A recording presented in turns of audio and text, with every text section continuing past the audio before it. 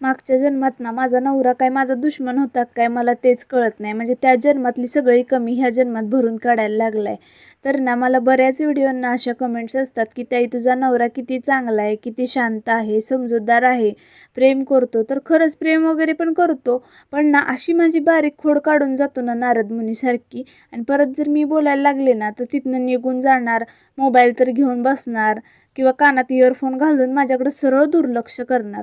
म्हणजे बऱ्याच ठिकाणी असं होतं. म्हणजे बायको जर काय बोलायला लागली ना, बायकोकडे दुर्लक्ष करणार. म्हणजे बायको शांत बसलेली पण यांना बघवत नाही, बायकोनं किरकिर केलेली पण यांना बघवत नाही. म्हणजे भाई तुमचं नक्की म्हणणं काय आहे, बायकोने नक्की काय करावं म्हणजे तुमच्या मनाला समाधान मिळेल? बायको जर सारखी तुमच्याबरोबर बोलत असेल तर म्हणायचं आम्ही कामावरून कंटाळून आलेलो असतो, जरा शांत बसत जा, आमचं डोकं दुखत असतं. आणि तुम्ही जर कामावरून घरी आला आणि बायको काहीच बोलली नाही तरी पण तुम्हाला ते चालत नाही. म्हणजे बायकोनं तुमच्याबरोबर बोललं पण पाहिजे, तुमचं डोकं पण नाही दुखलं पाहिजे. म्हणजे नक्की बायकोनं वागायचं कसं ते नक्की सांगा. आणि तुमच्या घरात पण असंच होतं का? मला कमेंट्समध्ये नक्की सांगा. तर बाय बाय.